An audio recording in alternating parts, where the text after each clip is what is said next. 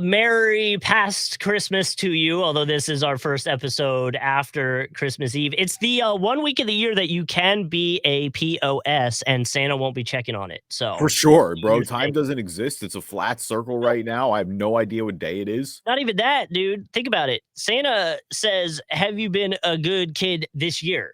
And not and doesn't include the last week of It's the true. year prior. So like this week until the first, you could be a horrible person and you're still going to get presents next year. So like it's essentially purge territory where we I can was do gonna say, whatever. are you out here purging? Like, what's going on? Like, what you up to these next 4 Yeah, days? Or 3 days? Sounds like you got some plans. just an observation, you know.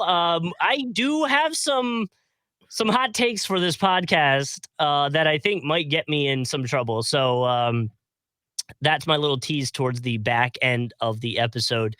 We do have a lot to talk about. Jimmy Butler rumors are heating up. Luka is out for at least a month. And Mike Brown is out forever.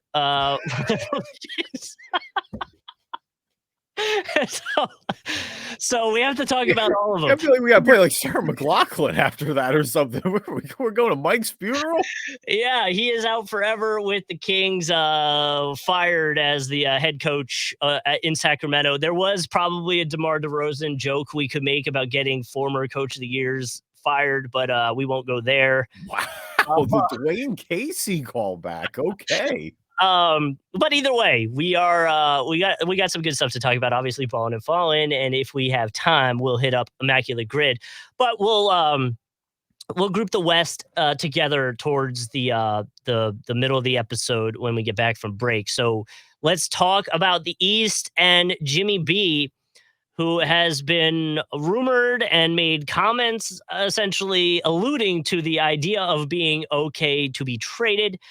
I believe some of the teams that have been talked about: Phoenix, Golden State, Houston, and I would imagine even more Dallas now with the Luka injury, which we'll talk about at the back half of this episode. The more recent update to this saga of Jimmy wanting a potential trade is the Heat president, Pat Riley, has now spoken out and addressed the rumors, saying that they have no plans to trade Butler, but said it was becoming a locker room distraction for the team, so felt the need to make a comment. It is worth mentioning that they would run the risk of losing Butler in the offseason for literally nothing, because he is a free agent next summer. He's making $49 million this season, has a player option for $52, but Butler is eligible for an extension that could potentially guarantee him $113 million for the 25, 26, 26, 27 season. It's worth mentioning he's 35, which is a part of probably this whole discussion, and has definitely had some injury issues with the last few years here in Miami. Worth mentioning this year he is averaging 18.5 points per game, almost 6 rebounds per game, and almost 5 rebounds per game. He has been out the last few games with a tweaked ankle. Though I honestly thought the out for the past few games were because of the trade rumors. I did think that the other day when I was watching one of the Heat games. So I did see Bleacher Report, Andy Bailey, I'll give him credit, put together the potential offer that was from the Warriors, or that they could put together for the Warriors, which would essentially land Butler and a few other role players, and send Andrew Wiggins, Gary Payton II, Kevon Looney, Kuminga, Pod, and 2025 first round pick, which would be top 5 protected, and a 2027 first round pick for Butler, which I don't hate for the Heat, really, if they are going to dive into rebuild land. No, I don't. I mean, that's a great haul. Pods is still a good young player with some upside. Kuminga, you try to hope you put him, Yeah. you put him in the culture land, and that you're able to get what has been a lot of upside so far out of him. You hope that you can finally refine him into that player that you hope him to be. I mean, look, of these destinations, I think the two most intriguing ones are Golden State, because the thought of Pear and Steph and Jimmy late in their careers making one final push for this Golden State core, I think is super attractive. Houston is intriguing because Houston, like we've talked about all season long, they just have so many good players that it's like, well, they have the young players to kind of sacrifice a little bit of depth here, maybe give up a quality guy to go and get Jimmy Butler and try and take the next step, right? And try to really contend in this Western Conference. I don't my thing with the Heat though is like, or yeah, with the Houston is like from the Heat side, yes, doing a trade with Houston is great. You would probably get a few good younger either role players or potential stars if you can put them in the right system. But from Houston side of things, I'd almost take one out of the Thunder's book, and it's like, yo, like you can get the veteran presence, but you don't need it doesn't necessarily need to be your star. Let your young guys grow together, and then all of a sudden, you do have a team like OKC. And that would be my worry is if you're Houston and you go all in on Butler and these injury issues are getting worse or even continue, like, I don't know if that pushes you over the top in the West, especially when you have a top team like OKC and even Grizzlies a little bit with how hot they've been, the past few weeks. Yeah, I don't fully disagree with that because you're right, and because it's a rental too. Like I think that you Right. mentioned that earlier, and that's really important to keep in mind.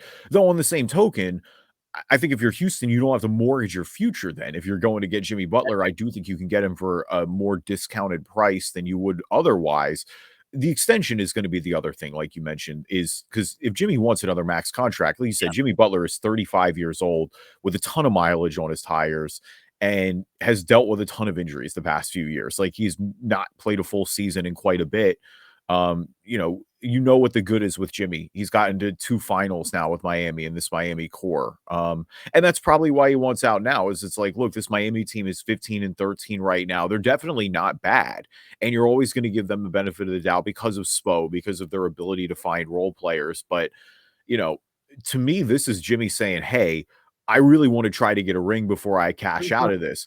I think Jimmy's legacy is good no matter what. Like to me, when his 2 losses in the finals with Miami, I think both times, you got he was so incredible in those series and was able to put max effort and essentially get both of those teams are better, I guess is what I was trying to say is right. Like the Lakers in the bubble and Denver were both noted better squads than those Miami teams. And Jimmy still made them more competitive than they should have been. I mean, that Lakers bubble series going to 6 was, I remember like those games the Heat won in games, what was it, 1-5 that they won in that series? Like those are 2 of the better individual efforts I've ever seen in an NBA finals game. Like, and so for that reason, like, I don't think Jimmy doesn't have a ring, but I don't think he'll be one of those guys who gets like knocked for it necessarily. But you know what that would do to get in that end of his career. Like that's kind of all he's missing at this point. And if you don't believe the Miami core is going to win right now, I mean, clearly Pat Riley does, and that's why he's standing firm and saying, "Hey, we're not moving him." But Mhm. you're right. Like if Jimmy's going to be firm in this, and you have a little bit of time, right? Like the deadline's not until February 6th. So I think that's the good part for Miami is you have a little flexibility here. Like if they start winning some games, then yeah, maybe you do strong arm Jimmy a little bit and say, Jimmy, finish your tenure out here. Like, let's try to make a run at this. Boston's lost a few games here recently. Cleveland is still at the end of the day, like relatively playoff inexperienced. Like, let's try to make one more go at this, and then you'll be able to walk wherever you want in the offseason. But if this Miami team is still hovering around 500, and it's tough too, though, right? Because they've made these finals runs out of the play-in positions. And so even if you're hovering around that, kind of 6, 7, 8, 9, you don't really like that's not unfamiliar territory for the Heat. And maybe that gives them more caution to blow it up Mhm. than they would otherwise, right? Where to me, it's like if I'm hanging around 8 again at some point, like I do think you need to read the writing on the wall with this core. Maybe you have achieved everything you can if you're Miami, you don't need to fully hit a hard reset like Bam and Tyler Hero, and most of their guys are still pretty young. Um, but Well, yeah, now Jimmy at 35 is gonna age out sooner than yeah, later. Like, I think his game will age well, but I don't see him playing till he's like in his 40s either and being effective. but if you're like, say you're the Heat, you're 15-13 right now. You got 6-4 in your last 2. Tyler Hero had that amazing shot the other night. Um, if Dallas for example, is willing to talk trade and you could potentially get Kyrie, would you do that if you're the Heat? Because essentially that might give you a better shot this year at 15 and 13 than maybe what you have right now with Jimmy. Will it? I don't Like, know. It feels about even, but maybe just because I mean, Jimmy is Jimmy. Like, I love the idea of replacing Jimmy Butler, and I don't think that would be a bad deal for Miami, but I do think, yeah, it takes a little bit of potency out of that lineup when you're closing games in the playoffs and you don't have Jimmy Butler to go to. Like, I don't know who their number one offensive option is. Like, I know Bam has expanded his repertoire a little bit, but I still don't think he's a go-to offensive guy. If Kyrie's there, it'd be Kyrie. Well, yeah, if Kyrie's there, it's Kyrie, but I don't think they're going to trade Kyrie. Like, no, I don't think you should if you're Dallas. That's Dallas is not going to. If Dallas is making a move to get Jimmy Butler, you're not trading Kyrie Irving or Luka Doncic. But your thought is Luka comes back. You have Jimmy, you have Clay. Like, I don't know. That would probably be the thought process. You just got to the finals with Kyrie, and him and Luka have noted good chemistry in Dallas right now. Like, the team is 19 and 11. Like, there's no planet where you're blowing that up. By the way, wild fight the other night between the Suns and Dallas. I don't know if you saw that. It was like a double, triple. I think it was triple ejection. Like, crazy. So, either way. But again, if you're the Heat, you're looking at the standings. You see the Magic, they're 4 and 6. So in their last 10, I mean. So they kind of are that spot that looks like, I guess you call it the pull away zone a little bit. Cause like they're 19 and 14, right? The Knicks are 21 and 10. And then you got the Celtics and Cavs right above them. So like that 3 right there, Knicks, Celtics, Cavs, I feel like that's pretty much, I hate to say already here, but it's like pretty much set. You don't necessarily know with the Magic at the moment. You think that they will stay. And obviously the guys will be coming back sooner than later. Yeah. You got to get them healthy. But yeah, like what does that look like? And then it's you, the Bucks, the Hawks. Bucks, yeah, they kind of turn things around. So I am a little nervous there because I feel like 16 and 13 might not necessarily tell the full story, at least of the Bucks. But like, if that's the case, your best chance is getting the Magic to drop to 5, and then you pass the Magic at 5. So you're sitting 5 when you go into the playoffs as the Heat. Cool. I mean, you have to feel like, though, no one in the East has really ran away with it so far. No. And then I think is what you kind of have to feel if you hang in the loop and can rise up a little bit, you got to feel pretty good if you're the Heat. Here's my thing, though, is like, I think the Knicks are playing great ball right now. They're clearly figuring it out, winning 6 in a row. Seems like I feel like they're better than this Miami squad right now. I don't think Boston is going anywhere. I think Cleveland, you have to give a little bit of credit the way they're playing this year. I think you have to give them the benefit of the doubt. I do think Orlando is better than this Miami team. I mean, Orlando, we'll talk about a little bit later, but that comeback too the other night, the biggest in franchise history against Miami on Orlando's home floor, like that kind of feels like a loss that it's one of those, like, it's so early in the season. But again, we're just kind of in the first half still, but that feels like a telling loss for Miami. Yeah. Yeah. I think so. I just the Magic though, there was with no Franz and with no Paolo too. I know. Well, I know, but I mean, I don't know. It's just the Magic. I don't want to make any predictions on the Magic until we see them healthy again. You know what I mean? Because like, I'm there. I think the Magic. I think the Magic might win the East. I don't think they're going to, but I think they could. They could. I don't know, man. The Cavs are a whole. Like, we need to do a study on the Cavs or something. Like, we got to figure out what's going on there because we gave the Cavs 2 episodes back to back early on because we talked about them a lot, and I kind of backed off a little bit because I don't want to get overkill with it. But they're playing great. They're playing great. They're 9-1. Kenny Atkinson's coach of the year right now. Yeah. Oh, yeah. They're 9-1. Their last 10. The Thunder are 9-1 in their last 10. Which it's also worth mentioning. I think there's 3 teams on 9-game losing streaks. Let me make sure. You got the Pelicans. You got the Raptor. Okay, 2. Sorry, I thought the Hornets were on a 9-game. Yeah, you got 2 teams on 9-game losing streaks and 2 teams on 9-game winning streaks. You got 2 polar opposites. But damn, man, I just feel like I don't know why every other season when there's a team that pulls away by 3, 4 wins now, being the best team in the entire NBA. They're 27, and I think the next is 24. The Thunder is like we'd be all over that, but for whatever reason, because it's the Cavs, we're like, meh. Meh. Well, no, it's because of it's because of the playoffs. Like, it's solely because of that. You're right. Everything you're saying is right, and I think as the season goes on, you'll start to give them that benefit of the doubt. It's just look, like, this core made the playoffs a few years ago as a feel-good underdog story. They didn't win a series. They finally win a series last year, but it's kind of brutal. Like, they beat Orlando, but they struggle their whole which in hindsight, maybe Orlando even that early was better than we gave them credit for, but like that felt like a series that Cleveland should have won a little more comfortably than they did. I don't really blame them for the way they went out against Boston. It was tough because Donovan Mitchell got hurt, Mhm. and they were 1-1 with Donovan Mitchell in the lineup. So it's like you can't really knock them for that, but it's because they just don't have the track. Like even OKC with winning a playoff series last year, like that it just was a little more convincing. Like even with their loss to Dallas, it was tough, but you felt like Dallas was a better squad. Cleveland may get to a point where they just steamroll those expectations, but that's the only reason why I think the National isn't Maybe. buying into them the way that we're buying into OKC. Like I'm fully bought into Oh, yeah. OKC. OKC might win the title this And year. and again, it's worth mentioning, Chet's not even there. Right. The other thing that maybe could be something we look into at some point is the home court advantage for the Cavs. Only have lost one game this season at Yeah.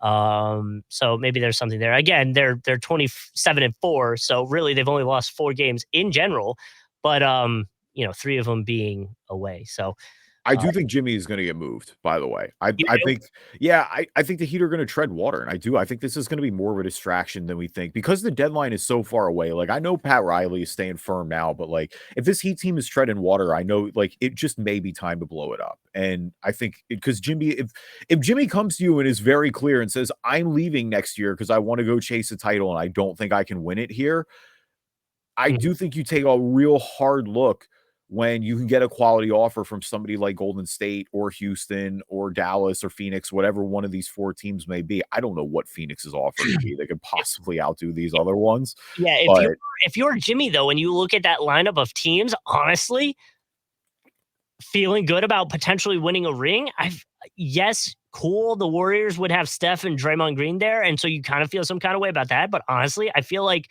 out of those teams you named, only the Mavericks make me feel like I could win it this year. Dallas, yeah. Houston is intriguing, but I don't know if it's a Houston as this well, year yes, I should play. credit that, but I just wonder what that would rock the chemistry a lot, It and would, but I think if these guys are locked in, like Clay's won before, so I feel like he that's doesn't what mind sacrificing. Kyrie's won before, like Luka's still hungry. So Dallas again, it's just I don't can you make the offer? I do want to see Golden State, Steph and Jimmy going out together would be kind of electric. Like I again, but again, like they're 15-15. Like, does Jimmy going to the Warriors with whatever depth would have to be given up push them over the top? Maybe it gets them to like Lakers, Clippers, 5-6 area. but I Cool. don't think you're playing, but I don't seating wise, it may be too late to climb. But do I think that makes them a lot more intriguing of a playoff team than Sure. they are now? And do I think it's the Warriors saying, hey, we're serious to Steph Curry about finishing your prime on Sure. a quality note when you're still hooping? Sure. Like, I think that is more of an But important message to send as well. Like, you have to go for it. I agree. But a Warriors team with Jimmy, are they beating, I mean, Thunder, Grizzlies, Rockets, Mavs? They None. have a lot better shot of it with Jimmy than they do now. I know that. That's I agree with that. Yes, I can get behind that. So And that really is kind of my thinking with it. Like, it's as simple as that. I mean, they're not gonna beat them now. Like, we talked a little bit about last week when we previewed Christmas with the Warriors. It's like, look, they're good, but they're not gonna win anything. Like, they're kind of who they were last year. Like, they're not bad, but they're kinda look like a playing team right now. Like, maybe they'll hover best case scenario, they're at, like, 6 or 7. They probably don't win a first round series, though, and that's not what you wanna do at the end of Steph Curry's career. I think they wanna try to, maximize that as long as he's still playing quality basketball, which we know, clearly, if the summer didn't show you that, like, you still got some more of the season that show you that Steph is still Steph, like, until we see otherwise. Welcome, everybody, to this episode of the Drive and Dish NBA podcast. My name is Kevin Rafuse. Joining me, as always, my co-host, Justin Cousart. just got done playing randomly on Madden. Got on the headset. Good game, good convo, bro. Some laughs too. LOL. Is this LeBron? It is LeBron. LeBron loves Madden, man. He does actually. Who was it? Was it one of his teammates was talking about something they learned from Bron, and they're like, "Dude loves Madden. He literally watches it like film. Like he watches film on Madden and learns how to play better." But like, could you imagine you I don't know, you worked all day, you finally put your kid down to bed, you're like, I'm gonna pop on Madden, I'm gonna play a game with some rando, and it's LeBron James. One Like, of the coolest nights of my life, dude. Are you kidding me? Like, I think that's actually a best case scenario. I don't think I'd believe it. crazy. I wouldn't believe it. There's no way this guy believed that he was talking to LeBron James until like LeBron took video of it. So like once I saw LeBron post it, I'd be like, oh damn, that was LeBron. But like LeBron is a top 100 ranked Madden player, by the way. that's That's where it's just that's where sometimes it's not. It's like a Luka's top like 500 or whatever in Overwatch. It's like, are you mhm. kidding me? Yeah, Like, it's not enough that this guy's like LeBron's arguably the best basketball player ever. He's by the way, he's one of the best Madden players anybody's ever seen. that's so funny. Such a random thing too. Also, Wemby tweeted out what are some best spots to play chess in New York City, which is like also objectively hilarious to me. Could you Wemby's got to imagine? have Could Wemby's you got to have the biggest chessboard of all time. dude, could you imagine you go, I don't know, go to the park in New York City and you're like, I'm going to play some rando in chess. And this absolute tower of a human comes and Yeah. sits down, like, you want to play? I feel By like, far the largest human being you'll probably ever see in your lifetime sits down next to and you. he's got some French accent. You know what I mean? Like, like, dude, what is going on here? I wouldn't believe that either. I would feel better in my shot against, and this is no disrespect to Wemby's intellect, but I trust my chess abilities more than I trust my Madden abilities. So I think I do better in chess against Wemby than I would against LeBron in Madden. I think I would thoroughly lose both of those situations and not have a shot at all in either. I mean, you know how to play chess, like you know the rules. I know the rules, but I don't know like the okay, you can do like the Alright, but that's fine. You at least will like have you're not gonna take your like knight on the first play and like try to move him like 7 spots forward no, or no, no. something I can crazy always like play that. it, but I also know how to adjust a route in Madden and just tell my one Yeah. wide receiver to go deep when I see single coverage. Like Right, right. that too.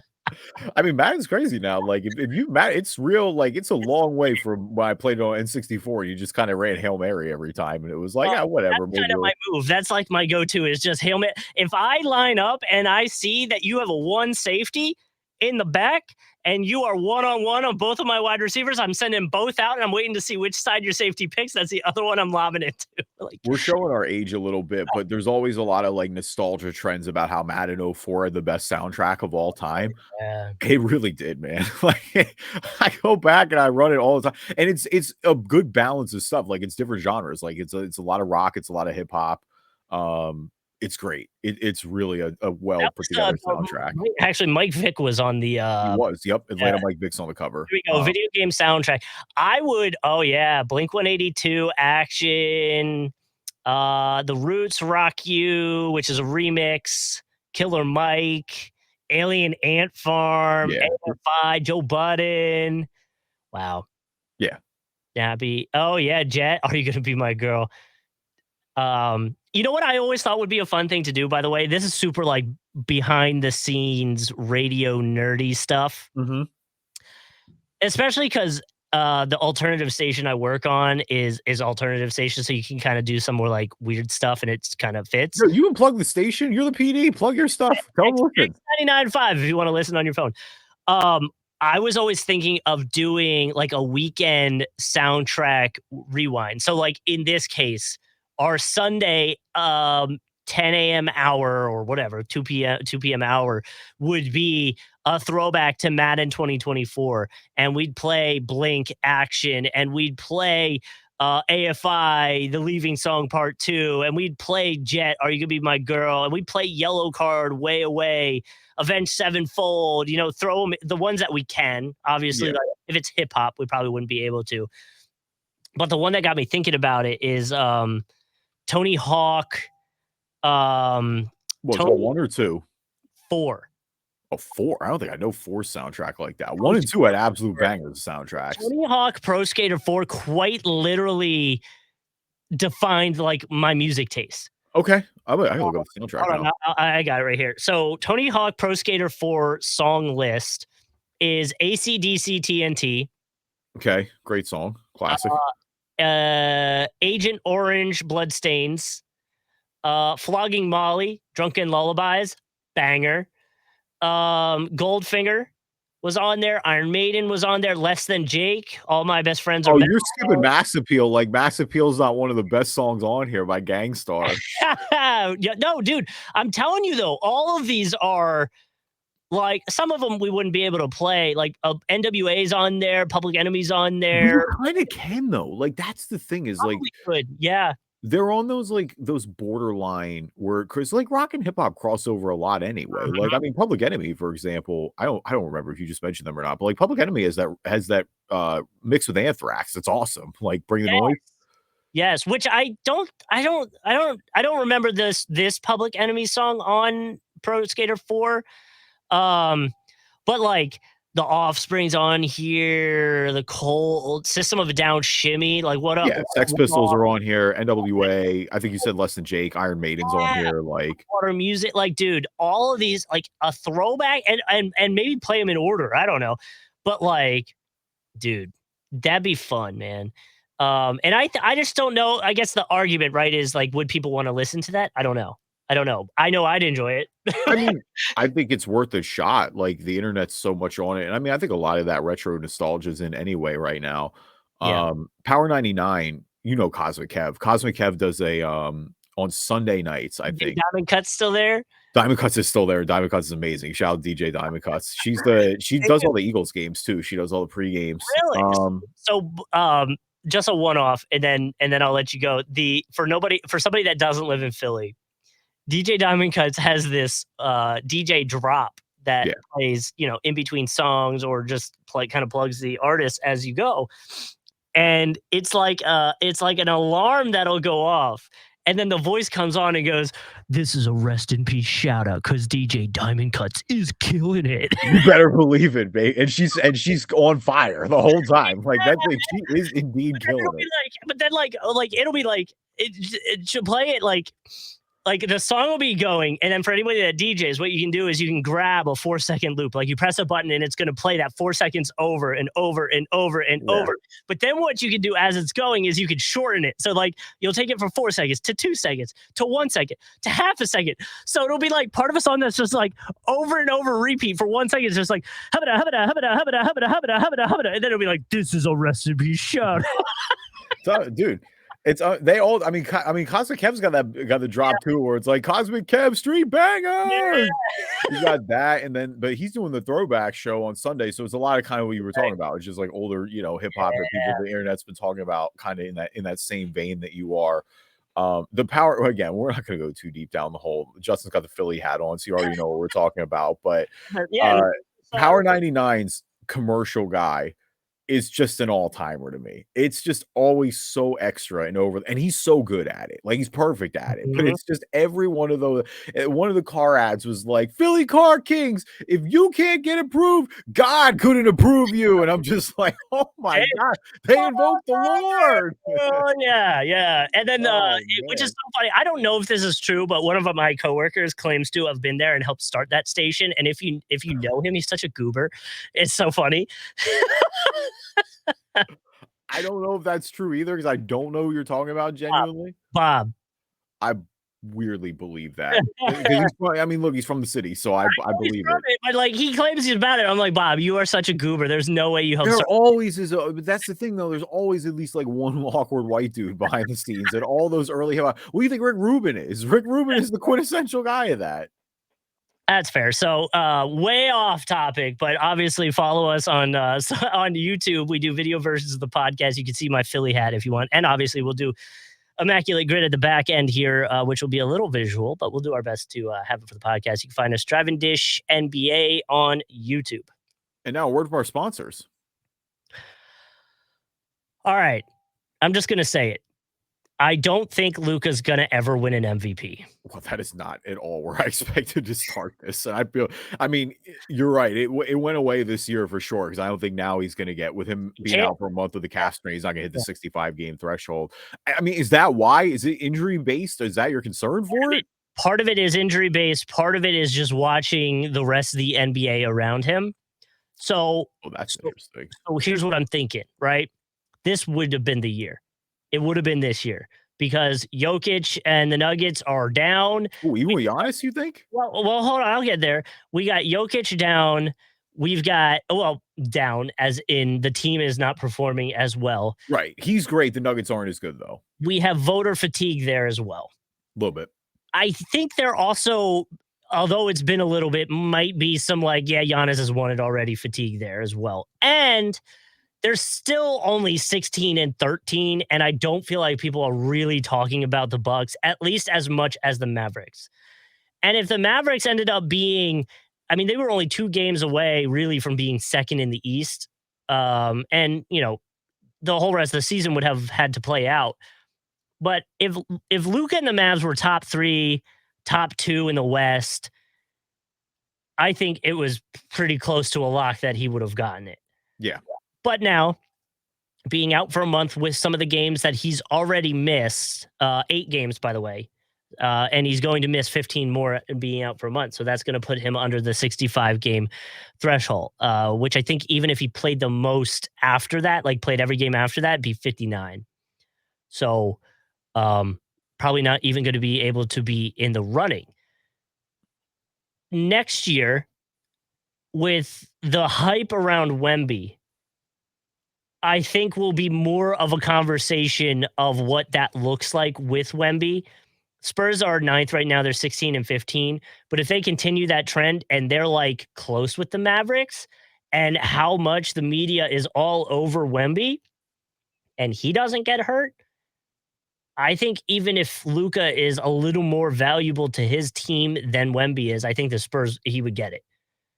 Yeah, I think the Spurs need to take another step before you really or Wemby just needs to start putting up just godlike lines every night, which he's starting to get there. And he might, because the block stuff is there, but everything else is starting to kind of formulate as well. Yeah, the scoring's been great. He's had a few 30s recently. You also have the Thunder with SGA, who probably be due at some point if they keep it up. So that could be an argument as well.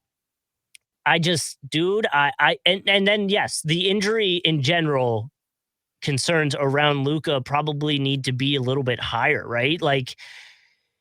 He's missed a decent amount of games.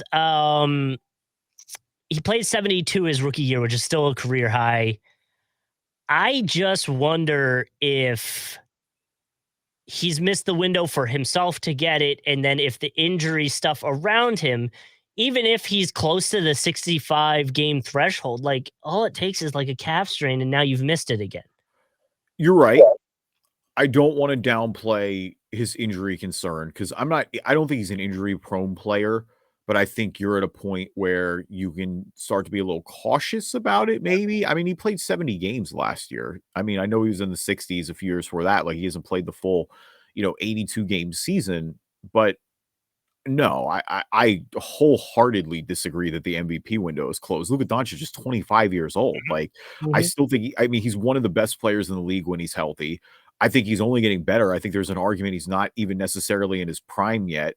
I think Dallas has done a really good job of, with just the finals appearance from last year, but also just continuing the contention. I think their front office has really kicked it into gear recently. And so, no, I don't remotely agree. Unless he just really gets hampered by injuries every single year. But you're right. I think this year, beyond the technicality, I think him missing time would have potentially outdone him because Giannis is playing so great. Yeah. Jokic, you're right. I agree, will be a victim of voter fatigue and the fact that the Nuggets are just not looking to contend the way they have these past few years here. But worth mentioning too that Luka is going to miss out on All NBA now because of this. So even if he plays 59 games and plays the way he's playing and be one of potentially should be MVP of the season, he can't even make an All NBA team, which I think he had a streak going. I'm almost positive he did. Yeah, he's made it 5 times, I believe. 5 times All NBA of some level. 5 times All NBA, 5-time All-Star. With the good thing with Luka and the Mavericks is, I guess let me start with the bad. The bad news is that obviously he's going to miss a month, and that with the calf strain, this is the one that he missed time for before. So you don't want this to turn into a nagging thing that lingers all season long. This is a team with championship expectations. They bring in a guy like Klay Thompson to run it back after last season. They really did a good job of kind of shoring up their depth. They have way bigger expectations than any game they're playing at the end of December. To that point, I think they're a little better equipped to handle this injury than we may be giving them credit for. Like, a month is a long time. I don't want to downplay that. But small sample size, they're 6-2 without Luka this season. Those include wins over Oklahoma City, over Denver, and over the Knicks. I'm pretty sure one of those losses was without Kyrie. Yes, it was without Kyrie. I mean, look, like Derek Lively's continued to get better. You know, PJ Washington has really slid into kind of his role almost as that kind of, I don't know, it's either 3-4, depending what night it is, kind of score on that offense. I mean, of course, it's going to be more on Kyrie, and Kyrie's dealt with his own injury problems over the year. And I think that's one thing you're going to have to watch for sure, is that like Kyrie's usage is going to go up here big time. But they have other guys too who I think usage is going to go up, like Jaden Hardy or Spencer Dinwiddie, for example, like look to get more minutes for them off the bench. Yeah, like PJ Washington's going to have to do more of an offensive role. With guys like Derek Lively and Clay, I don't feel like they're going to slide out of their roles too much, but like those are the initial guys beyond Kyrie that I think will kind of be leaned on a little bit more. Maybe start to see like Najee Marshall get some minutes in there too, and really, up his usage. But, to that point though, I think they're just better equipped to handle, like, you can't win a championship without Luka. Like, let's not get it twisted here. It's still a concern. And I think like we're saying a month, it could be longer than that. Like, I think they're going to have to ease him back in. Like when this is a secondary injury, Yeah. I think you want to take a little bit of like, you want to take your time here. Like you don't want to, because you have those championship expectations, you don't want to ruin them again so early in the season. But yeah, for a team that is, trying to stay afloat in the Western Conference, it's a temporary setback. You gotta keep Kyrie healthy. That's the biggest thing. Kyrie going down could really like turn this into a slide, but you have a little bit of cushion right now over the Lakers and the Clippers and the Nuggets. And, none of those teams have exactly been hot here in the past, little bit as well. I guess maybe the most you'd be worried about is Minnesota. Minnesota, huge Christmas win over Dallas, little conference finals revenge. I think, if the season turns for Minnesota, that might be the game you look at a little bit here. But yeah, I mean, it's only disappointing in the sense if you were trying to keep up with Oklahoma City or Memphis for the 1 and 2 seed, and that may not be the end of the world if that's not the position you find yourself playing in. No, I don't think it's the end of the world. It's worth mentioning too that everybody on the team except for Lively shot like good shot percentage, which is such a weird stat to find, but like good shot percentage goes down when Luka's not on the court. So, that might mean, team wise points per game goes down a little bit, but again, like you said, I think the team more than years past is equipped to make it through this time that Luka's out. It's just kind of a bummer that like this new 65 game rule for the all NBA purposes more than anything. Again, we're only 2 years into it, so like there does need to be probably some tweaking to find out or find a way to make a player like Luka, if he does end up playing 59 games, which I think is the max he could do now if he does miss 15 plus the 8 that he's already been out. Like he should be on that list if he's closer to like 40 or whatever. Like, yeah, I get it, but yeah, that's kind of crazy that we might not have him on an all NBA team with the numbers he's been putting up. So, do you think Giannis is the MVP favorite now with Luka out of the running? Probably off popularity too. Yeah, I think so. The Bucks winning the NBA Cup, I think his numbers just being so, like, for lack of a better term, freakish so early. Like, Giannis is leading the league in scoring right now. Right now, let me see what this says. So it's still still Jokic. For MVP favorite or for scoring, you're saying? This is MVP odds. Yeah, Jokic is number 1, SGA is number 2, Giannis is number 3. But a surprising amount lower. So like Jokic is plus 115, SGA is plus 170, and Giannis is plus 450. SGA will get the bump because the Thunder are good. Yeah.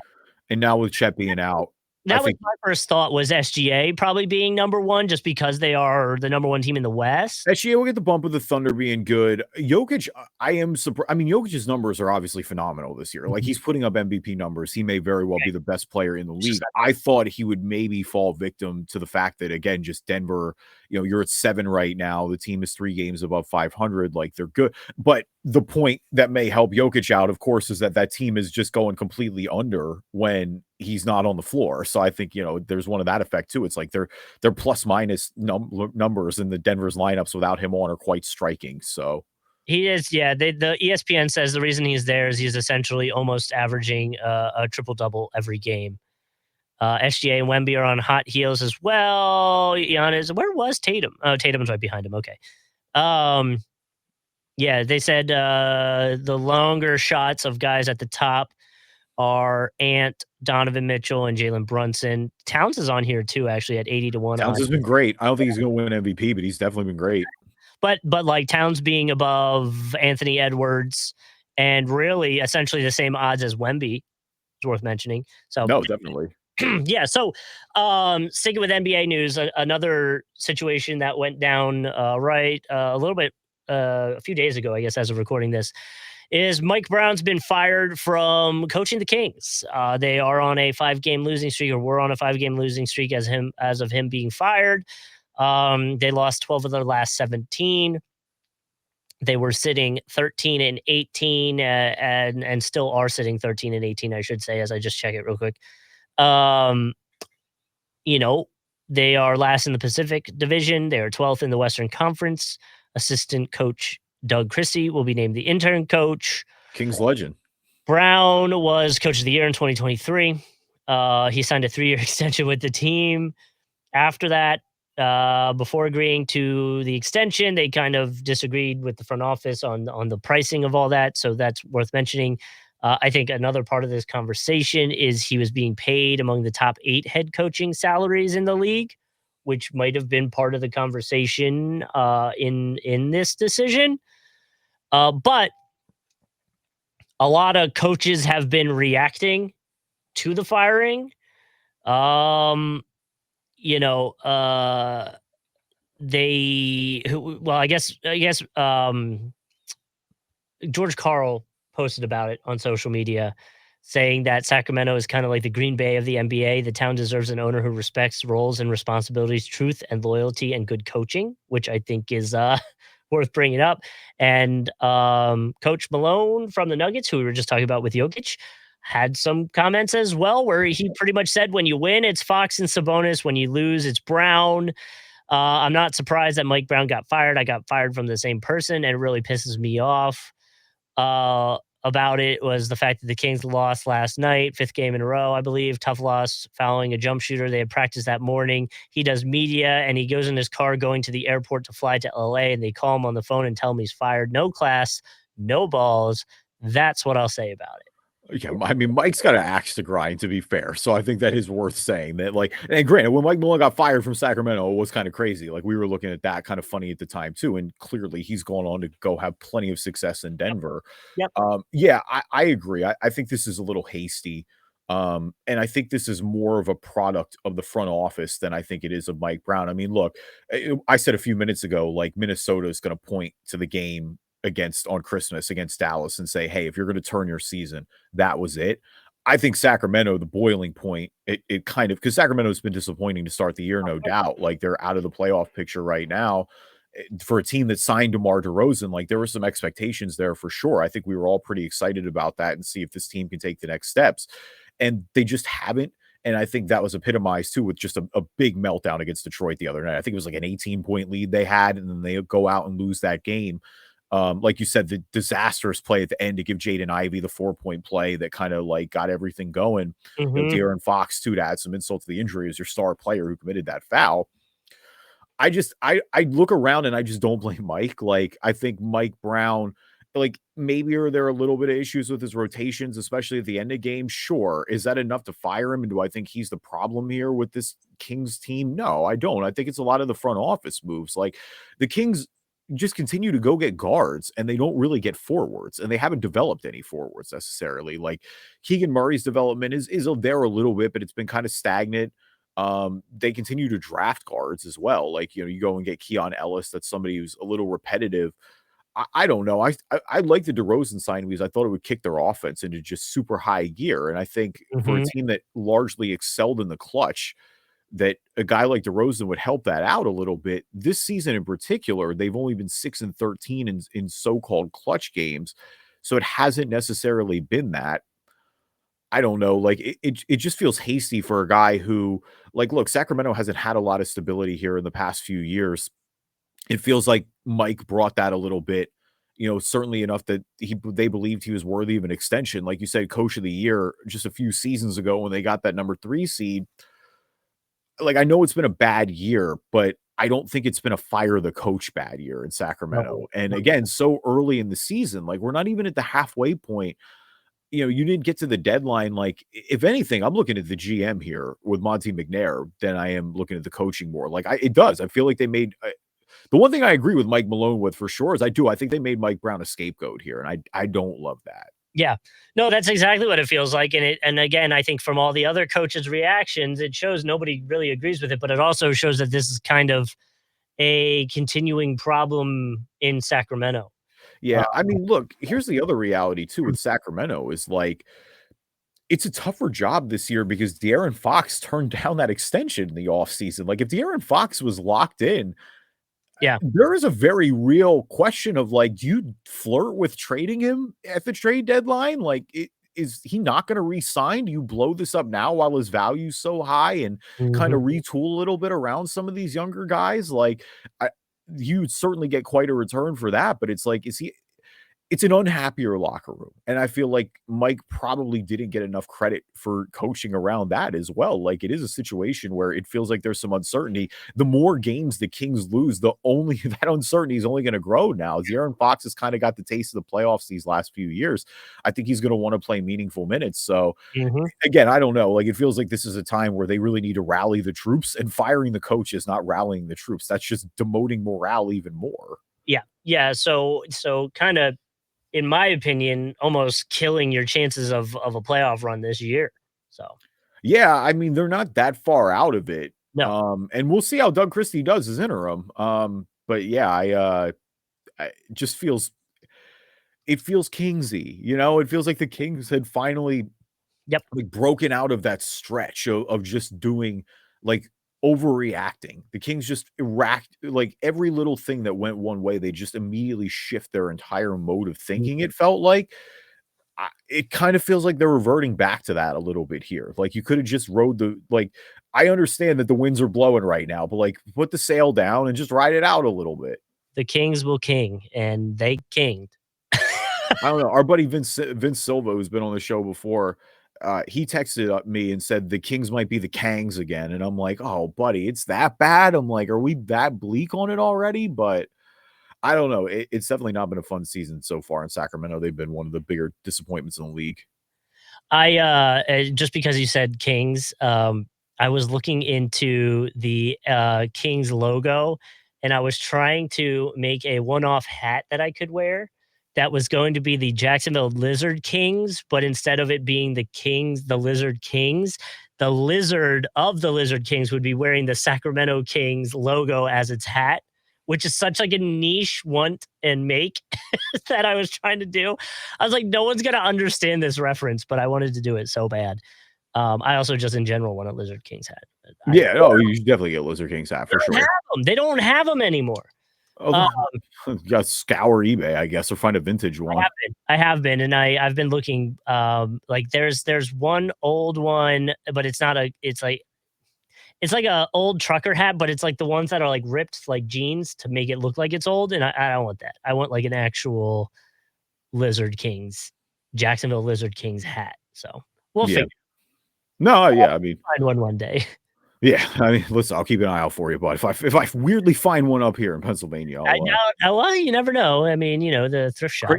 crazier things have happened. I was at a Marshalls, and speaking of Jade and Ivy, I was up in Connecticut visiting Amber's family. They Yeah. had Pistons Jade and Ivy jerseys at Marshalls, and I was like, "How did this end up here?" Like, Yeah. What a it's just so random. Like, I borderline like one was a large. I was like, "Do I now?" Why that's how it gets when you look at it. I was like, "Do I want one of these now that it's here?" But like, Do I get this? it's so bizarre. Don't Yeah. really know how that happened. But anyway, all right. Who's balling? Who's falling? Our NBA version of the stock market. We always like to start with the good before we start with the bad. And so, Justin, I'll start with you. Who's balling this week? Ballin this week was going to be the Christmas ratings. I know this is something that comes up every single year is the Christmas Day ratings for sports. Obviously, NFL is king. They absolutely cooked. Chiefs Steelers had a 24.1 million viewership, and Ravens Texans was essentially the same. But the NBA held its own. 4.9 mil for Knicks Spurs, 5.1 mil for Celtics 76ers, which was a Christmas miracle. Timberwolves Mavs 4.3 million. Lakers Warriors had the highest, which is no surprise, at 7.7 million, and Nuggets Suns at 3.8 million, which is some of the highest they've seen in the past few years. So shout out to the NBA for that. I know it obviously won't be NFL numbers. It never will be NFL numbers, but still held their own and had a decent showing. Yeah, I mean, like you said, those two games, specifically with the NFL, because like, look, NFL is king. We know what it is, and NBA's had a It few is ratings. wild. It is wild that they pulled that on Netflix though. It Like is wild they pulled that on subscription Netflix. Yeah, service. you have to pay for that. You can't Yeah, just watch that on crazy. television, or you have to go to a bar or something like that. Yeah. No, it is. I mean, look, NBA ratings have taken a hit recently. Like we've all kind of known about how that's gone. Mhm. And so yeah, to compete with them on Christmas Day, because these weren't, like you said, these weren't chump NFL matchups either. Like you got the defending two-time Super Bowl champions in the Chiefs going against the Pittsburgh Steelers, who are one of the more marquee franchises in the NFL historically.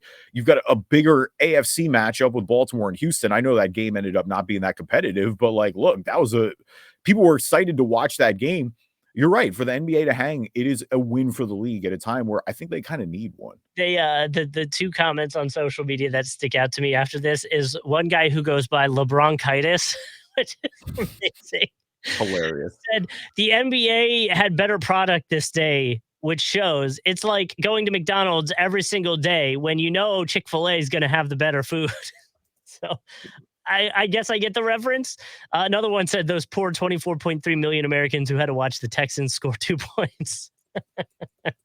Yeah, I mean, dude, it was off of safety. Like the fact that obviously, I mean, only I 2 points kind of says it all, but like know. off of safety, it was gross if you're Houston. Like that was gross. To your point, by the way, though, for the ratings and stuff like that, Josh Hart had a pretty funny comment for the Knicks the other day. They won the other night by after only making 4 3-pointers. His comment back was, "Hopefully that helps ratings, right? Isn't that why ratings are down? We shoot too many threes." Yeah, I mean Like, no. that is funny a little bit. What I don't want to have that greater 3-point I know. conversation, but no, that is kind of funny a little bit. All right. Where we got so far in the weeds, I forgot where my ballin is. Oh, Um, if you want me to jump into Fallin, I've got 2 of them. So Yeah, I if you want to do your falling, go ahead. Actually, I know. Geez, oh man. Oh no, I'm sorry. I remember now. Balling for me, forgive me. Notes page froze on me a little bit. Balling for me is Paolo Banchero. The oblique is fully healed, according to the latest update. He's hoping to play here in the next few weeks. That'd be a huge boost for Orlando. Obviously, still dealing with or missing without Franz Wagner. Done a pretty admirable job keeping up. 19 and 14 on the season. They are 4 and 6 in their last 10. You know, losing Franz there is a double dose of making it a little tougher than it would have been. I think keeping the ship afloat without your number one guy, it's a little impossible at times without 1 and 2. But I think you got to give Orlando credit for not totally going under like that. Obviously, getting Paolo back will be a huge. This is a team that, you know, as I said earlier on the show, I do. I think they can win the East this year. I don't remember if I said that to you off the mic or on the mic at this point now, an hour in, but they're competitive. They're feisty. They play great defense, and I want to see them healthy. Like that's just the biggest thing is we saw 6 games of them essentially. I would love to see them all on the floor together, and getting Paolo back is a great first start to that. And I completely agree with you. I think the Magic are one of the more intriguing teams this season. We just need to see them healthy, and that's what it comes down to. Hopefully, it happens, and we don't have a what if season again for Orlando. Yeah. All right, my Fallin is 2. I have 2. My first one's gonna go to the Dunk the Halls broadcast on Disney Plus for Christmas Day games. It was a cool idea, but I don't know, Goofy and Donald hooping together was weird as hell to watch, and the announcing was even, like, more confusing. I wasn't sure if they were actually watching that broadcast or if they were watching the real game. It was just a lot of confusion. So my Fallen is going to Dunk the Halls. Cool idea. I don't know if it was executed right or it's just not for me. My kid didn't really seem to like it either. Kawhi also announced on IG that he's coming back, but it was like a I'm coming out of retirement video, which I thought was objectively hilarious. It was definitely a New Balance commercial, but there's like fishing involved. It was like so weird. And it's like, I don't know, man. Maybe just come back. You don't have to make a whole announcement.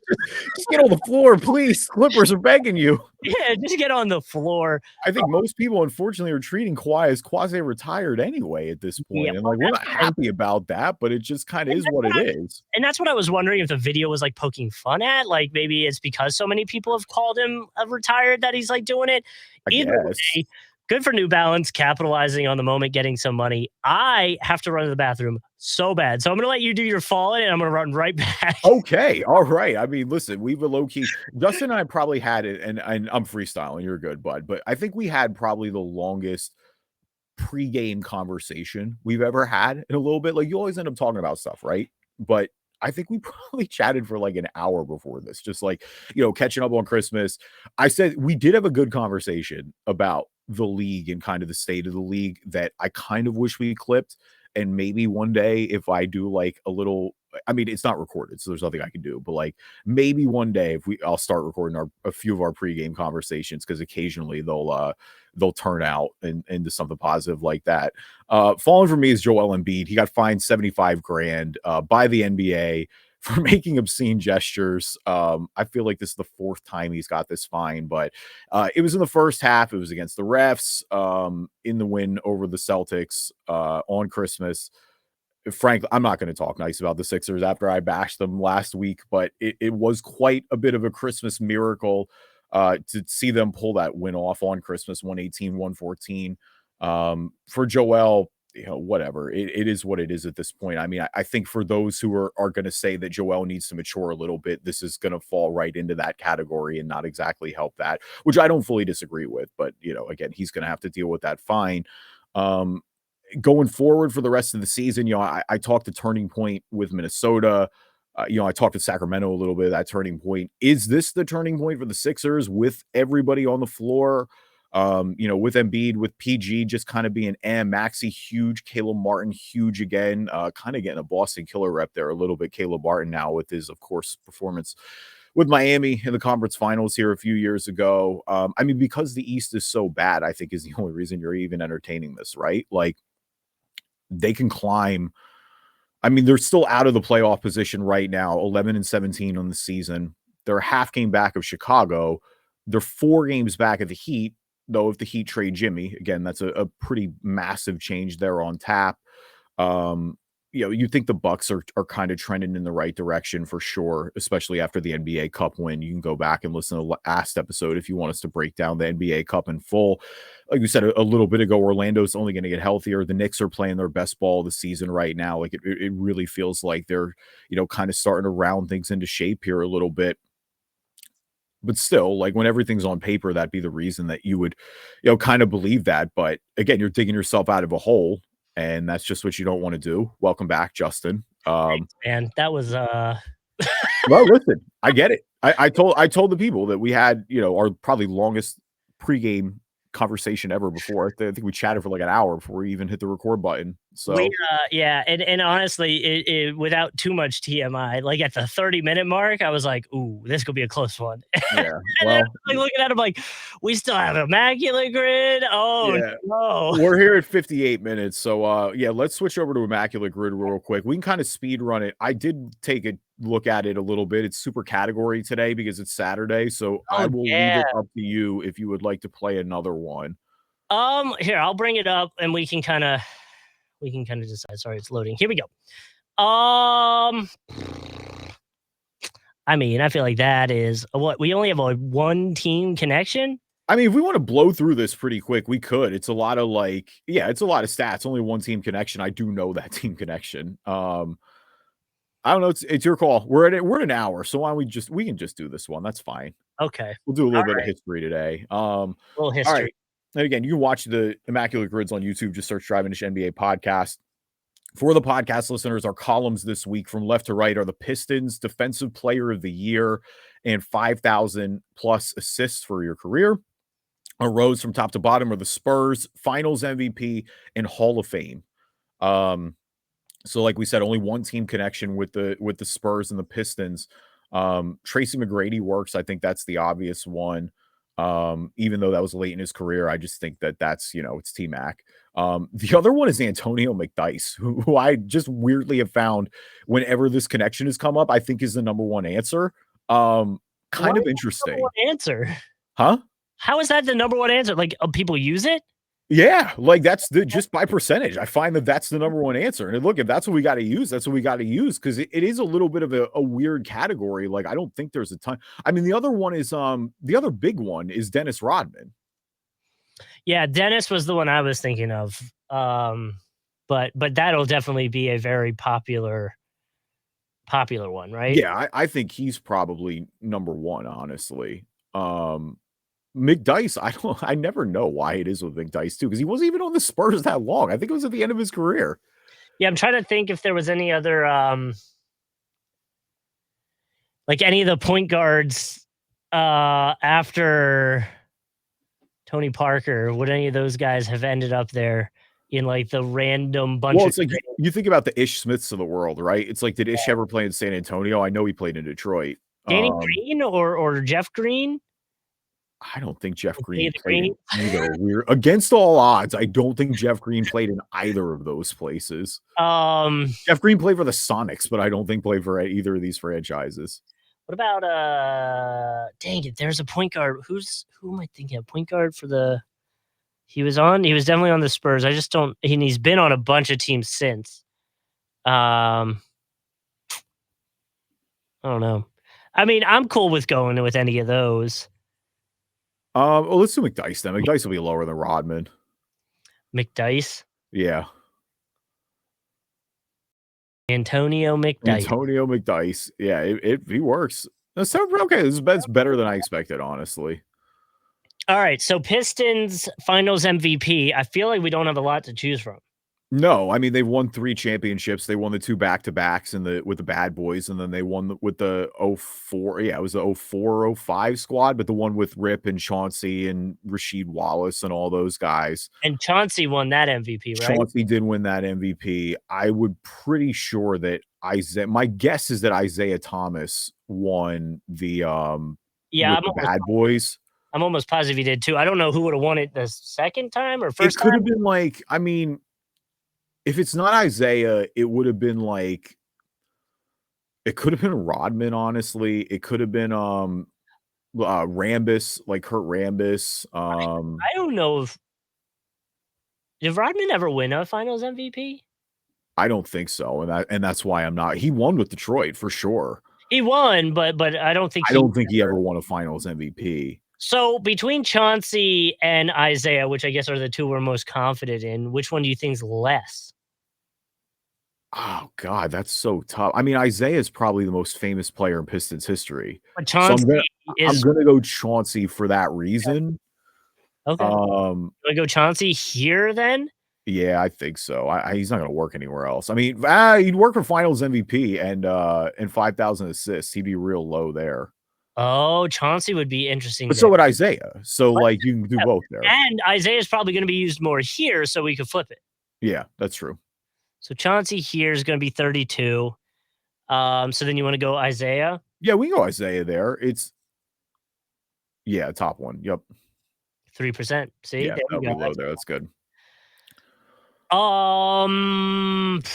Final Hall of Fame also probably. Well, I guess you could do Rodman there. There's a bunch. You can do Rodman. You can do you can do Rodman. You could do Sheed. You could do Chris Webber low key. You could do McGrady. You could do Allen Iverson. Yeah. Oh, Iverson's probably really low. Iverson probably is low. We could do Iverson there. Iverson? Yeah, he was on the Pistons real late in his career. Yeah, 7%. Yeah, so nice. He played real minutes in Detroit. Or it was like Memphis, he played for like 4 games. He actually did play minutes in Detroit. It was after the Denver stint. Okay. Spurs 5,000 assists. The obvious one is Tony Parker. Mm-hmm. Mm-hmm. I gotta be honest. I don't really know. I mean, I like try to think if like Powell ended up with 5,000 assists, but I don't think he did. I don't think Ginobili would be borderline, but I don't think he's at 5,000. 5,000 sneaky a lot. Yeah. Kawhi's not. I mean, I guess Tim Duncan could be, but again, that's so many for like. Tim Duncan is a facilitator, but like I don't associate him with like Jokic levels of facilitation. No. I feel like if he got to 5,000, which just by being in the league for so long. Like I hate going chalky there, but like I don't really know of anybody else that I think fits there besides Tony. Oh, well, no. Oh, and Chris Paul. Oh, Duh, and Chris Paul. I was going to say Chris Yeah. Paul there right Chris now. Paul being there right now.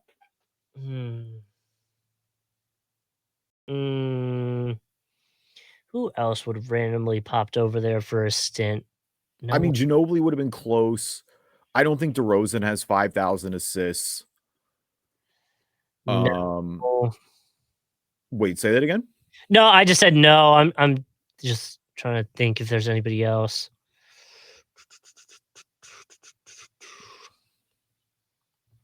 I'm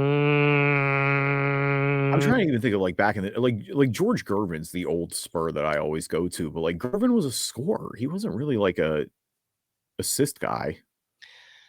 Ricky Rubio never ended up on the Spurs, did he? Nope. No. Chris Paul is like the only like one of those older like guards that got there. I don't think like Darren Williams ever got there, or like I'm trying to think of active guys who might have 5. Just because I know he's over 5,000 from using him randomly in the past, Raymond Felton never ended up on the Spurs, right? Oh my God, that's crazy. I don't think he did. I know he's over it. He's like barely over it though. He's crazy. I believe it. I mean, he played a long time. Damn. I don't think he ever got to San Antonio. Felton and Jose Calderon both are like just barely over the 5,000 mark. That's crazy. Calderon. Yeah, I don't think Calderon got there either. Calderon, maybe I would think, but I don't feel like I remember him ever playing in San Antonio. Yeah, I don't all right. So do we just want to go chalky then and go Tony Parker? Like, it's tough because Chris Paul is there now, and maybe people won't associate him with that. So I'll let you make that call. We could do Chris Paul there too. Because we could do 5,000 assists and Tony Parker for Hall of Fame. Tony Parker's in the Hall of Fame now, which will probably be lower than at least up here. Way lower than it will be up there. Let's do Tony Parker here at 0.4%. Wow. Yeah. So this one can be Chris, which makes me think people went the other way, 18. Yeah, I mean, look, like Tony Parker won a bunch of titles there. Like he's the most famous point guard in France. Like there's a good argument that Tony Parker is like, I don't know. I mean, he's definitely top 5 most famous Spurs ever. Like I think there's a good argument that he might be 3. I mean, I'm assuming Tim and David Robinson are 1 and 2. And then it's like either George Gervin, Manu, or Tony Parker, depending on your flavor of the week, I guess. Yeah. Wemby could be there eventually, but not quite there yet. All right. So DPOY for the Spurs. Let's do that one first because you're a little more limited in options. And honestly, like there's one award that Tim Duncan never won, and it's out, and it baffles me. And I'm pretty sure it's DPOY. Because he made mad all defensive teams, and I'm pretty sure he didn't win DPOY.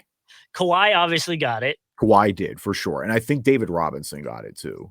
Okay, I'm less sure about that. So, I mean, with that, do we just go? Why don't we do this? Why don't you do David Robinson at Spurs and DPOY? And then you can do Kawhi at Finals MVP and DPOY. So you want to do Kawhi here, David Robinson here? Yeah. Okay, David Robinson, 73. Wow. Dude, people. There, yeah.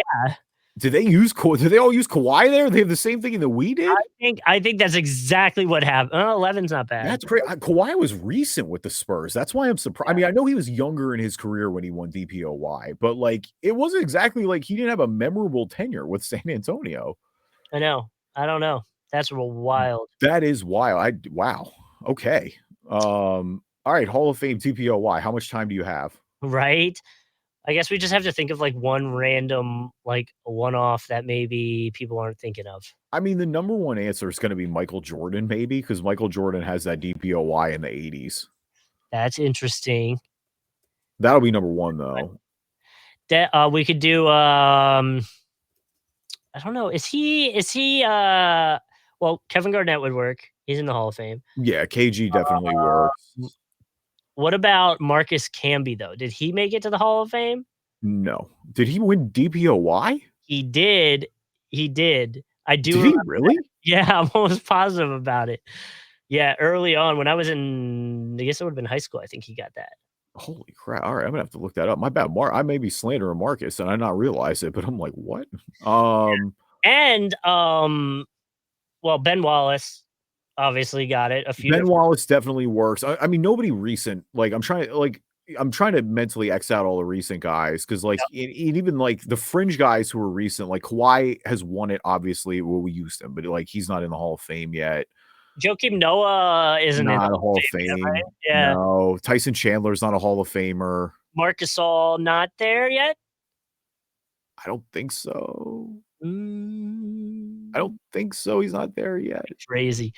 The guy who's not there yet, but definitely won DPOY, but he will be a Hall of Famer for sure. Is Dwight? Dwight Howard's gonna be a Hall of Famer for sure.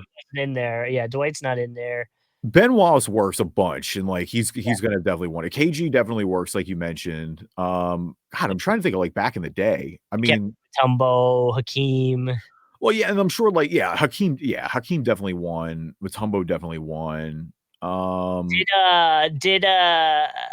don't know what the first year they have it in the league is too. So like I don't think you can go super boomer and like talk about like Wilt or Bill or anybody like that. But what about I'm almost positive Meta World Peace has a DPOY. It wouldn't be surprised, but I don't know if he's in the Hall of Fame. I don't think he's in the Hall of Fame. I don't think he is either. I actually don't know for sure. I'm trying to think of I don't want to do MJ. Jordan would be an interesting one though because I think he's going to be the number one answer though. You think so? Okay.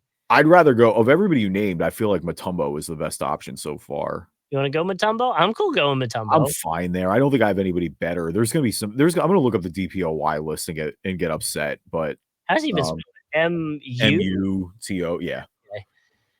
All right, 20% on that one.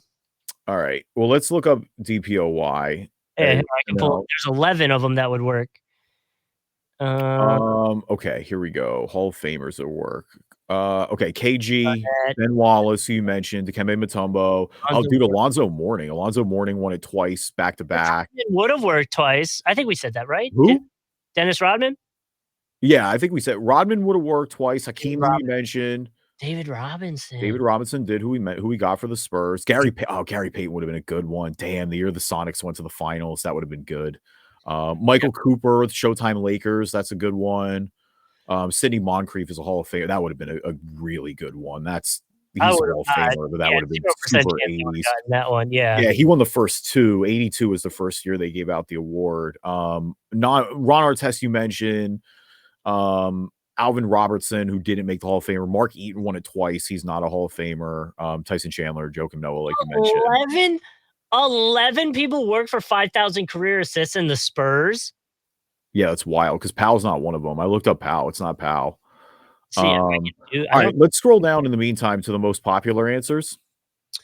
Okay, yeah. Here, let me see if I can pull this. All right, so most popular answers for Spurs and Pistons was Dennis Rodman. For Defensive Player of the Year in the Spurs was David Robinson. For Spurs 5,000 assists, Tony Parker. For Pistons Finals MVP, it was Isaiah Thomas. For Finals MVP and DPOY, it was Michael Jordan.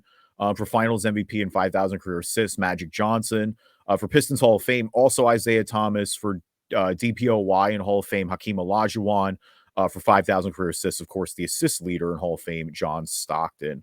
It made me pay. It was telling me I have to pay to see. Oh, that's I'm gonna see unfortunate. 5,000 assists NBA who played for the Spurs. See if it gives me this. Tony Parker, Antonio Johnson, Ginobili. No, they don't. Tony Parker has 6,000. No, none of the other guys did. This is telling me one. So we'll have to look. We'll go back and take a look. I mean, like you said, you got two with our guest and Chris Paul. We want to recap our grid one last time. Sure. All right, we got Antonio McDyess for Spurs and Pistons, David Robinson for Spurs DPOY, Chris Paul for Spurs 5,000 career assists, Chauncey Billups for Pistons Finals MVP, Kawhi Leonard for Finals MVP and DPOY, Isaiah Thomas for Finals MVP and 5,000 career assists, Allen Iverson for Pistons Hall of Fame, Dikembe Mutombo for DPOY and Hall of Fame, and Tony Parker for Hall of Fame and 5,000 career assists. Thank you, everybody, for listening to this episode of Driving Dish NBA Podcast. Appreciate you guys. As always, leave us a review on iTunes, good or bad. We'll read them on the podcast. If you're not an Apple user, Google Play Store, Spreaker, Spotify, TuneIn, Amazon Music, Player FM, anywhere you can get your podcasts, you can find us. And we are on YouTube. Avery Johnson, at least according to this, is the number 2 player on the Spurs that played 10 seasons that has almost 5,000 assists. But I don't know about that. Either way, I don't know. I don't know why that was so hard to find an answer for. Either way, follow us on YouTube, Driving Dish NBA on YouTube. You can subscribe, see video versions of the podcast when we put them out. You also get a notification.